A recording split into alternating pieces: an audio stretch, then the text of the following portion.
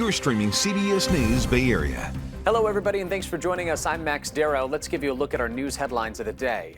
Governor Gavin Newsom has signed a bill banning most law enforcement officers and agents from wearing face masks during operations.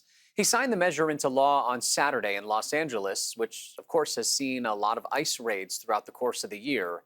It's primarily focused on immigration enforcement agents who frequently wear masks to hide their faces while conducting raids. The bill, however, does not apply to state police. Governor Newsom says that this ban is necessary to protect the public. Unmarked cars, people en masse, people quite literally disappearing, no due process, no rights in a democracy where we have rights. Immigrants have rights. And we have the right to stand up and push back. The new law will take effect at the beginning of next year. However, it's unclear if and how the state will be able to enforce the ban on federal agents. Bay Area Congressman Sam Liccardo is taking a stand against the latest government funding bill. He refused to back the continuing resolution, saying it fails to protect health care and pushes what he calls President Trump's assault on the Constitution. Liccardo will highlight the local impact at a press conference tomorrow morning in Mountain View, where he'll be joined by nonprofit and healthcare leaders. In Benicia, residents are still being asked to conserve water after a major pipeline was damaged. The city has asked people to cut their water use by 40% as they work to fix the issue, but water restrictions in Benicia not stopping Oktoberfest. The city is celebrating with German food, music, and a lot of beer. Officials say that water pipeline is fixed. They're expecting to lift the conservation order soon. A memorial service for Charlie Kirk is expected today to draw tens of thousands of mourners to a football stadium in Arizona. This video is from the morning of people lining up outside. President Trump and members of his cabinet will speak at the service, as well as Erica Kirk, who's taking over her husband's organization, Turning Point USA. The conservative activist was shot and killed at Utah Valley University during an event on campus earlier this month. The 49ers take on the Arizona Cardinals today in their home opener. Once again this season, an ace train will bring fans to Levi Stadium from the East Bay and Central Valley. The train departs from Stockton with stops in Manteca, Tracy, Livermore, Pleasanton, and Fremont. Celebrations with local chambers of commerce will happen at several stations along the route. Plenty of events happening on this Sunday. Now let's get a check of our first alert forecast with meteorologist Darren Peck. Okay, two headlines to get to in this forecast. First, there's a warm-up this week. Some of us are going to be near 100 for inland valleys. We'll get to that in a bit. I want to start out by talking about what comes after the warm-up. By late Tuesday into Wednesday, there is a chance of rain this week. And since rain might be a little more interesting, I want to start there. The thing that'll be driving the rain has been actually sitting out off our coast for the last 24 hours. You might not necessarily see it all that much on the regular satellite, but look at that spin right there. See a little counterclockwise spin in the clouds?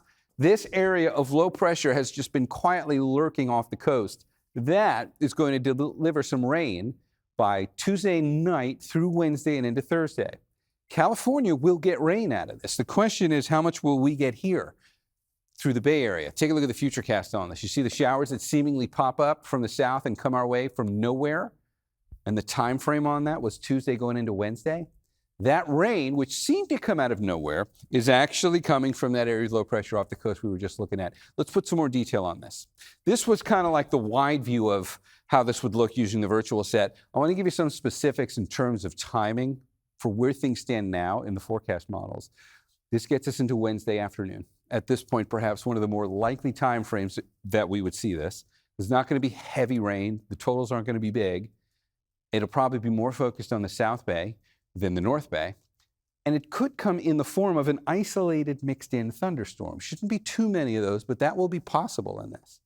And if we look at where the forecast models have this now, Wednesday afternoon into Thursday, a few light showers will just kind of get rotated through the bay. And then Thursday, they'll be centered more so in the Sierra, where they likely will produce a bit more lightning in the Sierra. But if you look at the rainfall totals from it, and this is really taking into consideration from Tuesday night through about Thursday morning, the totals are really low here. It's like about 1/10 of an inch of rain. And you can see there is a little bit more of a focus here from like the Golden Gate South. It's early on this. This has just now started to resolve out in the models. We likely will see some changes here, both in terms of timing and in terms of amounts and location, but this is just where things stand for now, so stay on top of this forecast. We'll have more as we get closer to it. It's one of the more interesting aspects in the forecast right now, so I wanted to go into it as much detail as we could. All right, let's talk about what's coming before that chance of rain, the warm-up. Here's your comparison. Shows you this in the last visit. These are daytime highs for today. Low 90s inland. We'll see temperatures climbing into the low 70s in the city. Keep your eye on the map, and particularly on those color contours, because I'm going to switch this now to Tuesday. And the colors are going to get a bit deeper, and the numbers are going higher, especially over here. Now, look at, Livermore, we've got a triple-digit day in your forecast here by the time we get to Tuesday. And you'll see this in the 7-day forecast. This is where we'll feel this the most. But look at San Francisco. A daytime high in the low to mid-80s. That is going to be noticeable. So this is primarily Monday and Tuesday, and then when that system comes through with the chance of rain, that will bring the temperatures down. Let's get into that. I'll show you what this looks like in the 7-day forecast. And you'll see the big improvement. Sure, we got to do a little bit of a warm-up here through Monday and Tuesday, but look at Wednesday. That area of low pressure throws us a few showers, and it really cools us down, and we're going to stay down mid-80s to low 80s for daytime highs to finish out the week. Those are the numbers for our inland microclimate. We'll take a look at this now for the Bay, and you'll see a similar temperature trend, if not as dramatic, and an equal opportunity for rain, primarily late Tuesday into Wednesday, and maybe a straggler or two on Thursday.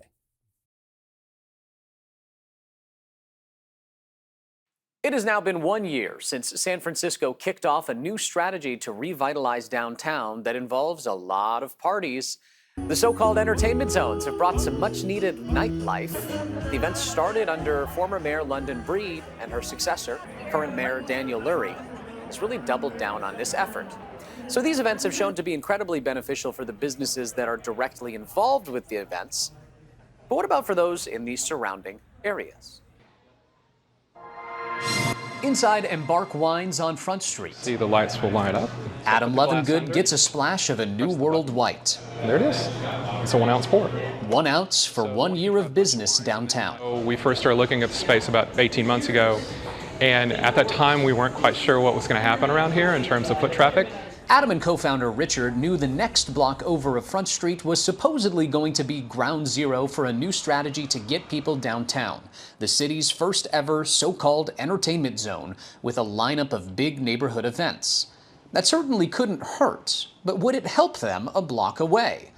A year into both his business and the Front Street Entertainment Zone's existence, Adam says it is a case-by-case basis. Here, when we are included in the perimeter of the event, we are finding it beneficial. It just doesn't happen that often. So.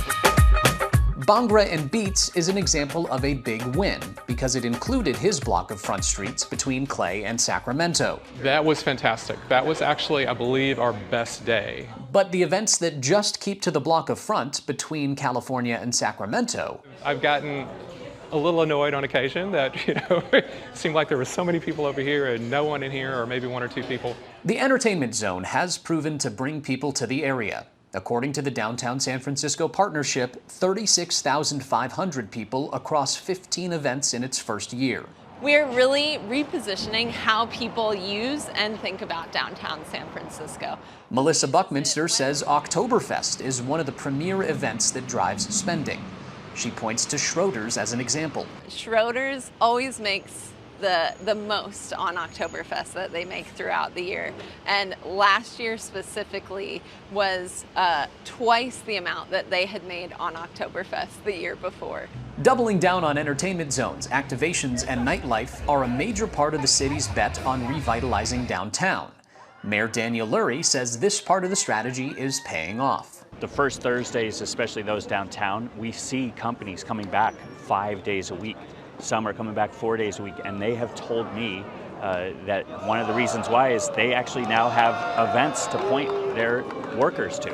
A steady drumbeat of events, activations, making sure that places are clean and safe. All of these sort of different layers on top of each other absolutely do make a difference in downtown SF. Overall, a net positive for Adam and the team at Embark, despite being on the periphery at times. I think we have seen some good overflow. He's hopeful to see more overflow in the future. We've made it past the first year, which of course is a big milestone for any small business, and we hope to be here for many years to come. serving and teaching all things wine. Mayor Lurie also recently announced his $40 million Heart of the City plan to accelerate downtown revitalization. Part of that plan includes the creation of 4 more entertainment zones on Ellis Street, Maiden Lane, Jackson Square, and Claude Lane. Still ahead on CBS News Bay Area on this Sunday, the killing of conservative activist Charlie Kirk putting a spotlight on political violence in the United States. We'll hear from the professor behind a disturbing new study on this subject. Plus, San Jose's police department becoming somewhat of a model for other Bay Area police agencies. We'll take a deep dive into how they are solving murders at a really high rate. Today, President Trump is in Arizona to attend conservative activist Charlie Kirk's memorial service. On social media, he urged Attorney General Pam Bondi to prosecute his political enemies. This comes as a U.S. attorney in Virginia is out of a job over pressure to bring charges against New York Attorney General Letitia James. CBS's Christian Benavides has the latest. President Trump has nominated White House aide Lindsey Halligan to be the U.S. Attorney for the Eastern District of Virginia after a falling out with the current U.S. Attorney. That office has been investigating New York Attorney General Letitia James over alleged mortgage fraud, but no charges have been brought forward. On social media, the president posted a message directed to Attorney General Pam Bondi urging action against former FBI Director James Comey, California Senator Adam Schiff, and James. They were ruthless and vicious. I was impeached twice. I was indicted 5 times. It turned out to be a fake deal. And we have to act fast. One way or the other. One way or the other. They're guilty. They're not guilty. We have to act fast. Last month, the FBI raided the home of Trump critic and former National Security Advisor John Bolton, just one of many political foes now being probed by the DOJ. Today, the president is preparing to attend memorial services for conservative activist Charlie Kirk in Arizona. He was unbelievable. He had just an army of young people. They loved him so much. I mean, they're devastated right now. Everybody's devastated. So we're going tomorrow, and we're going to be flying in, and we're going to say some little words, but there are no words to really describe what happened. The Department of Homeland Security has designated the service as a Level 1 security event on par with the Super Bowl. Hundreds of state, federal, and local law enforcement will work side by side, with the U.S. Secret Service taking the lead. Security measures include uniformed and plainclothes officers, drones, and 300 cameras for surveillance and counterterrorism sniper teams. Tens of thousands of people are expected to attend Kirk's funeral. A new study out of UC Davis draws some interesting conclusions about political violence. In 2023, more than a quarter of people polled had hateful feelings about homosexuality and supported the use of political violence to prevent political gains for people who are homosexual. That same study showed nearly 20% of people supported the hatred of other races. 17% were openly transphobic and supported similar outcomes. We spoke to Professor Garen Wintemute about the findings behind this study. Our interest has been in identifying factors associated with being more supportive of political violence, being more willing to commit political violence. We found groups of people, 25% of whom said, "I'll shoot somebody." Researchers believe that the prevention efforts directed to individuals with those beliefs could be helpful in lessening the risk of political violence. And even though these numbers are fairly startling, it is worth noting that the vast majority of Americans do not support any form of political violence. In the South Bay, the city of San Jose is making national headlines, not for crime, but for solving crime. The Bay Area's largest city had achieved something few departments can claim: a 100% solve rate on murders since 2023. And as Len Ramirez shows us, San Jose's police force is proving that teamwork, community, and trust, and relentless detective work can all make the difference.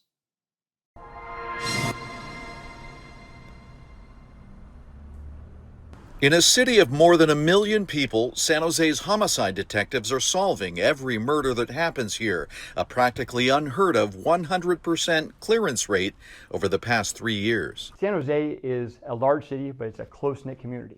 When homicides happen in San Jose, it affects the entire community, and the community wants those cases solved as much as we do as detectives. That means we're more likely to have community members come forward as witnesses, cooperate with us, and help us as we solve these cases. San Jose has a low number of murders, which helps the high solve rate. According to the latest stats, San Jose saw 28 homicides last year, one of the lowest rates among major U.S. cities. But Homicide Commander John Barg says the department takes a unique all-hands approach to solving each and every case. The homicide detectives, the crime scene investigators, the records clerks, or the patrol officers, everybody is invested in seeing that case solved. At the heart of the effort are detectives like Amanda Estantino, a 12-year veteran of the force. Amanda's roots in law enforcement go back 3 generations to her grandfather, a police officer in the Philippines. A lot of the detectives, when we go out to investigations, we are the ones who are walking and knocking door to door and speaking directly to the community. And so having a face to the detective, we get more cooperation that way. Amanda and her partner solved 10 murders in 2023 alone, cases now in the hands of prosecutors. While she can't discuss specifics, what she can say is that success doesn't come easy. How much time do you spend on a case? Hours, days, months, years. It's contingent on the case and whether or not we have a suspect identified, if we have information that we can work on leads, that type of stuff. San Jose's police force is one of the smallest in the nation for a city of its size. But by working together, partnering with the community and using technology like license plate readers and traffic cameras, helped this department produce supersized results. We wish we had more officers. Unfortunately, right now we don't. We bridge that gap between what we need and what we have with community support, like I talked about previously, but also technology. We're leveraging technology at every turn. It's a track record rarely seen in big cities, but detectives say they're not chasing perfection, they're chasing justice for every victim and their family. San Jose has a population of around 950,000 people. Still ahead, a ride of a lifetime. We take a look at the latest water sport in the Bay Area that is guaranteed to blow you away.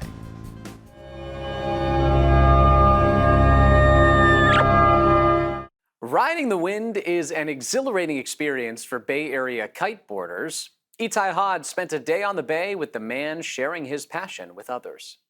Yeah, there you go. Got some good speed going. No matter what kind of day you're having, out here in the San Francisco Bay, just off Treasure Island, Captain John Van Tesmar has a guaranteed way that's good. to lift you up. Get up and start riding. For nearly 2 decades, Captain John has been teaching people how to harness the wind. There's no rules, there's no road signs, there's no traffic laws. Picture a snowboard only on water. Now add a kite the size of a small car, and you've got yourself kiteboarding, a sport catching wind all over the world. And see if you can keep your kite in one spot. But don't let the casual sounding name fool you. This sport blows people away. We should go up and just ride around the Golden Gate Bridge. Jose Urrea is a Colombian tech salesman who between meetings trades his business suit for a wetsuit. Do your friends think you're a little nutty for doing this? I think so, yeah. Kiteboarding has been riding a wave of popularity in the Bay Area thanks to year-round wind and near-perfect conditions. The biggest boost came in 2024 when kiteboarding made its Olympic debut in Paris. The first American to qualify, Daniela Moroz, a 6-time world champion and Berkeley native. For those willing to go the extra nautical mile, there's foiling, a hydrofoil that makes the board rise and the rider fly. Right, go upwind a little bit more. All that momentum means business is booming for Captain John. To get a sense of how hard it really is, John offered me a crash course. Let go, let go, let go. I took that literally. Yeah, looking good.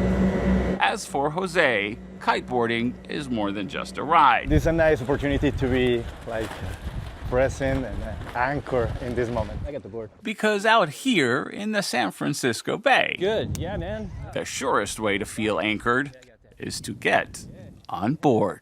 Woo! If you're wondering, a 3-hour lesson will set you back about $500. Still ahead in our next half hour on CBS News Bay Area. Local developers are going full steam ahead after the state rolled back a major regulatory hurdle. How the changes could jumpstart housing. Why environmental advocates are now wary. I think the public benefit's simple. It's more housing. We want to make sure that they're built, but that they're built right. Plus, a new UC Berkeley study reveals a crucial blind spot in preventing fire damage to your home. How the data shows it comes down to a few feet of space. You're streaming CBS News Bay Area. Thanks for staying with us. I'm Max Darrow. Let's give you another look at some of the headlines of the day. Governor Gavin Newsom signed a new law on Saturday, banning most law enforcement officers from wearing masks during operations. It mainly targets federal agents carrying out immigration raids. The measure takes effect in January. A memorial service for Charlie Kirk is expected today to draw tens of thousands of mourners to a football stadium in Arizona. This here is video of people lining up outside this morning. President Trump and members of his cabinet will speak at the service, as well as Erica Kirk, who is taking over her late husband's organization, Turning Point USA. The conservative activist was shot and killed at Utah Valley University during an event on campus earlier this month. In Benicia, crews have made progress in fixing a water pipeline that was damaged, but people are still being asked to cut their use by 40%. But the timing may have worked out well for many people, because the city's enjoying Oktoberfest right now. So the city is celebrating with German food, music, and a whole lot of beer. Officials say the pipeline is fixed. They're just doing final repairs and testing now. They expect to lift that conservation order midweek. California's housing crisis is colliding with one of the state's most powerful environmental laws. A recent change to CEQA, the California Environmental Quality Act, is cutting red tape for some housing projects on underused urban land. But critics warn it opens the door to poorly planned projects. Len Ramirez shows us how this policy is playing out from vacant lots to controversial sites.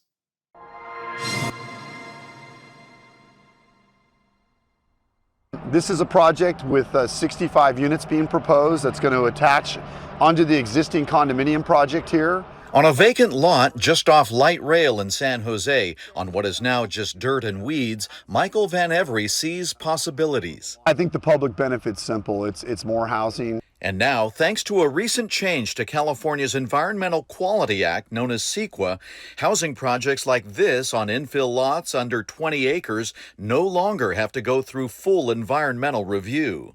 It's exactly the type of project that would be categorically exempt and would move forward in a rapid fashion through the new legislation with CEQA. How much faster?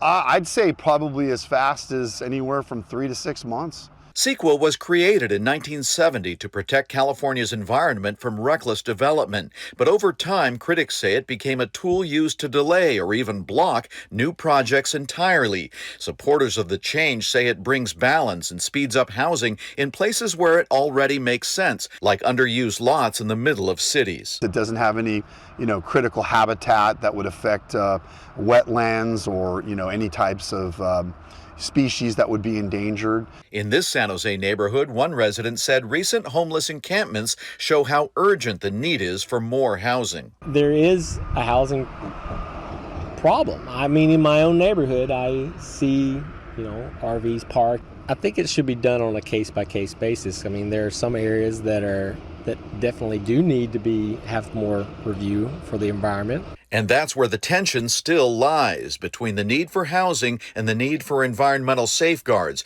And because of the major change to CEQA, it's playing out across the state. In Torrance, a developer is pushing forward with a project on land that was once an oil field. The site hasn't been environmentally reviewed under the new CEQA rules. Looks like it closed around the 1940s, and there's no record that it was ever cleaned up.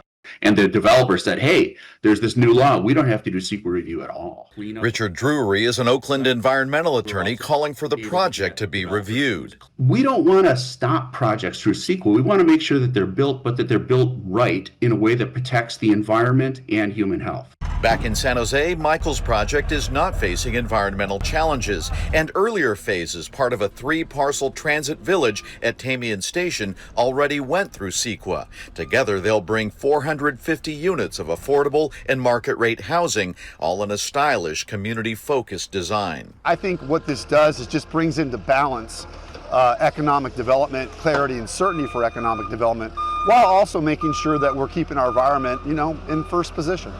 The CEQA changes may help move projects along, but they don't settle the debate over the building of California's future. And across the state, the questions of speed versus scrutiny remain. It's not just housing. CEQA exemptions are also expanded for other community-serving projects such as health clinics, blood banks, and daycare centers. A new Stanford study warns wildfire smoke could kill more than 70,000 people a year in the United States by 2050. That is about 30,000 more annual deaths when compared to the previous decade. California's estimated increase is the highest in the country. And it is important to note the data used in this study is from 2011 to 2020 and did not include data from the Palisades or Eaton fires earlier this year. The study says public health officials can mitigate the threats by investing in better indoor air filtration and conducting prescribed burns to reduce the severity of wildfires. Meantime, a new study out of UC Berkeley is providing new data about the impacts of preparing your home in the event of wildfires. It could help bolster support for a looming statewide mandate to keep an area of 5 feet around your home clear of anything flammable.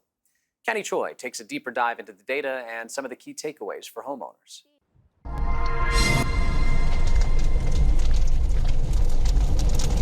Some of California's most destructive wildfires have changed the way homeowners think about their own space.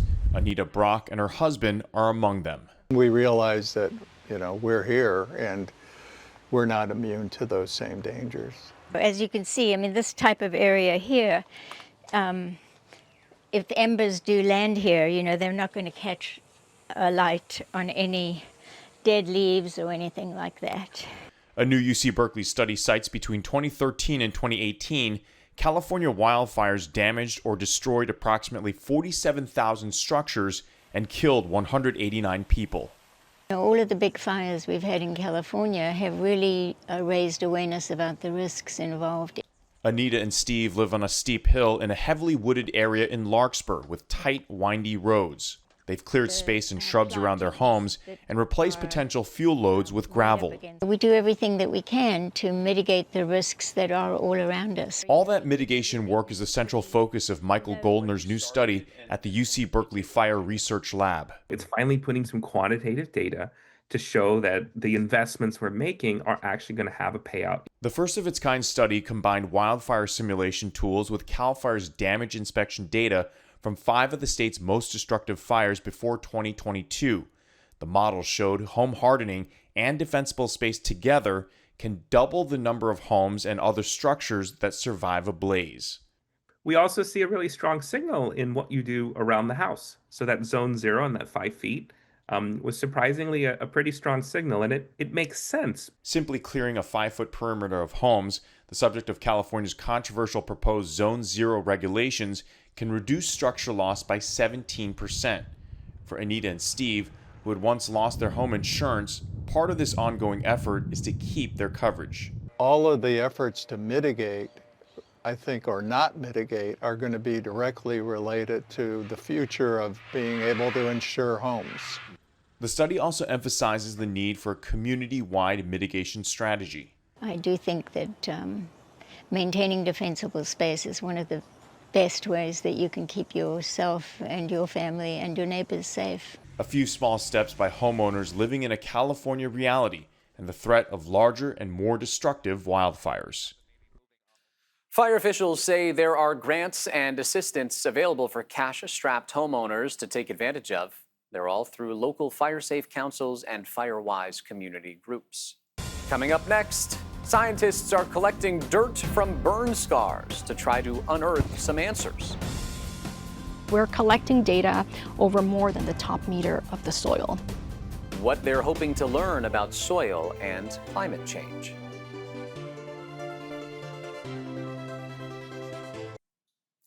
In today's Project Earth, we have got the dirt on dirt. Only 7.5% of the planet is covered in soil, but it's critically important to regulate the climate. Ann Makovic shows us how Bay Area scientists hope to come up with a better understanding of how to keep the soil healthy.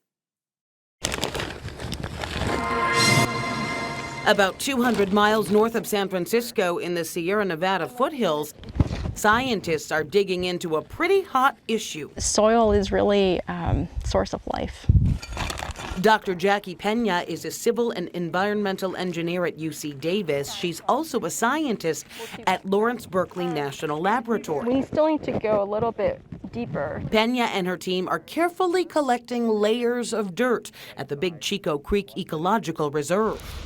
More than 98% of the reserve was damaged by last year's park fire, the fourth largest wildfire in California's history. Those massive flames scorched thousands of acres of soil. A lot of fires are happening following drought.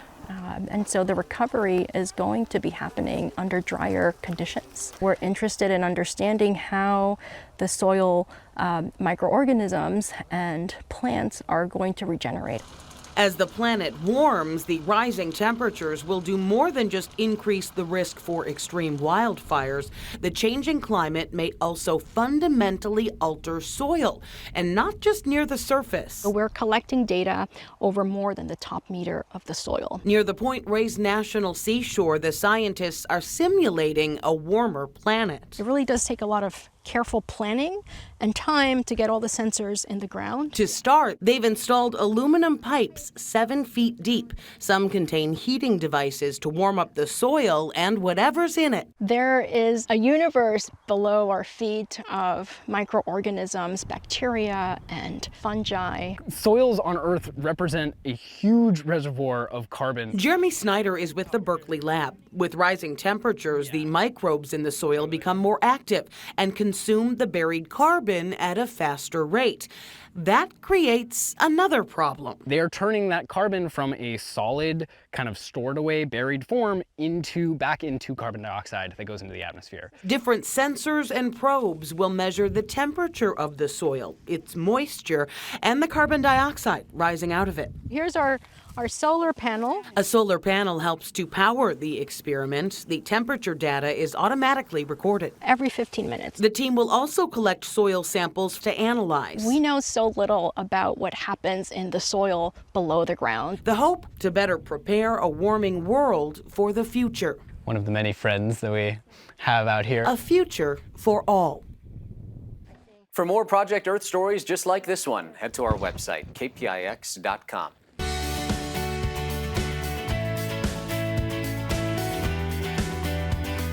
More than 40 years ago, around 150,000 refugees came to the United States to flee the oppressive Khmer Rouge regime in Cambodia. And one woman who resettled in the East Bay was inspired to serve newcomers who come to America to start over. Sharon Chin introduces us to this week's CBS News Bay Area Icon Award winner. Sambo Lee's backyard is a stage where American-born children learn Cambodian dancing. To me, culture, language, arts are the glue that keep us together. With every graceful step, 11-year-old Morgan Vong keeps the beauty of her culture alive. It brings me happiness, of the thought that I'm preserving my culture. Sambo's dance and language classes are saving what was lost, precious traditions that the Khmer Rouge wiped out during the Cambodian genocide decades before. Sambo lived through those terrifying times as a teenager forced into hard labor.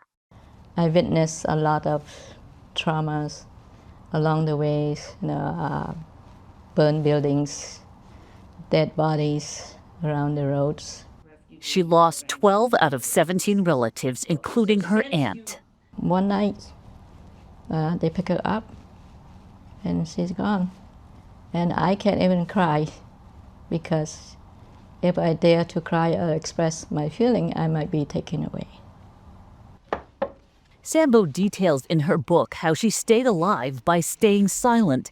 But when she came to the U.S. as a refugee in 1981, she vowed to become a voice for newcomers. I use that trauma as a strength to help my community. She's been an interpreter and translator for nearly 40 years. For the last 2 decades, she's managed and trained them at the Alameda Health System, the county's safety net provider.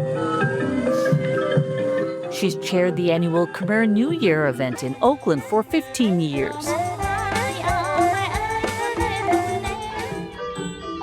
And she founded the nonprofit Cambodian Family and Children's Services in 2016 out of her home. She teaches traditional dance every weekend to students like Juliana Paisan. She's teaching the culture to the next generation of children. Sambo also extends a helping hand to many families in citizenship applications, family petitions, housing, and senior citizen services. Alyssa Chanthi says Sambo was like a grandmother to students, a respected teacher to their parents. Me and my family look up to her. We think that she's a really big inspiration to everyone, especially to the Cambodian community. And a role model to Jake Vong, a student who now teaches what he's learned. She does a lot of community service. I see it, and then that basically inspires me to want to do more for my community. For Sambo, each day of life is a gift. Every day that I wake up, I am thankful that I have life and I can contribute back to my community. I am very happy. So for her service to the Cambodian American community and other newcomers, this week's CBS News Bay Area Icon Award goes to Sambo Lee. Sambo also founded the nonprofit Cambodian Community Development, Inc. in the 1990s. She served for years, helping provide services ranging from language classes to housing help. And you can nominate a community hero for a CBS News Bay Area Icon Award at kpix.com/icon. Coming up after the break, a celebration of low riding in San Francisco's Mission District. We'll show you some of the sights, sounds, and hops from the King of the Streets parade. You know that feeling when you pull into town and you feel like you're home?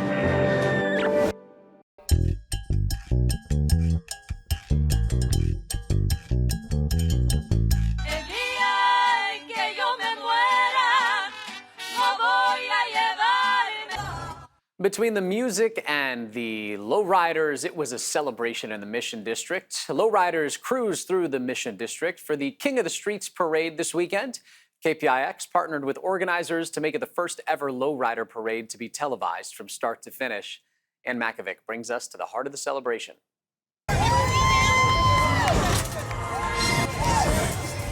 It was a rolling party with cars from every decade sparkling down Mission Street. This isn't a hobby, it's a lifestyle, it's a culture, and it's what I grew up seeing. And for many of these car aficionados, it is a family affair. Well, actually, the owner's in the front seat. It's my daughter. She just got her permit yesterday, so we're here to celebrate as well. She hasn't driven it yet, but she's ready to take the wheel. It's so pretty. Yeah, it was really pretty, and I always liked old schools. Of course, the event wasn't without its hiccups. One car had a bit of a breakdown, delaying the parade a while until it was towed away, but nobody seemed to mind. I just love the show. I love lowriders. I'm a car person, so I had to come out and support, that's all. The San Francisco Lowrider Council was created to resist the racial profiling of young Latino men by the SFPD, which had banned cruising on Mission Street. I grew up in the era when we were getting pulled over for driving these cars. So, did you get pulled over? Oh, absolutely, all the time. I think I got 38 tickets in 1 year. But today, lowriding is celebrated while still honoring the past. My father showed me how to drive one of these. But that's, one of the reasons. So I can just remember. Looking to the past with a keen eye on a bright, shiny, colorful chrome future. Mayor Daniel Lurie joined the celebration and also appeared on our broadcast for a little while. He talked about the importance of celebrating Latino culture and of keeping everyone safe in the current political climate. Our job is to keep our neighbors safe, our residents safe, our immigrants safe. That's what we're doing. Crime in San Francisco, in downtown, down 40%. Citywide crime, down 30% this year. This is a safe city. I'm so happy to see people out enjoying and feeling safe to do so, and we're going to protect that right to have fun and enjoy San Francisco. And if you'd like to check out a full replay of the King of the Streets Lowrider Parade, head to our website, kpix.com. Thanks for streaming CBS News Bay Area. I'm Max Darrow. We'll be right back with your First Alert forecast and today's top stories.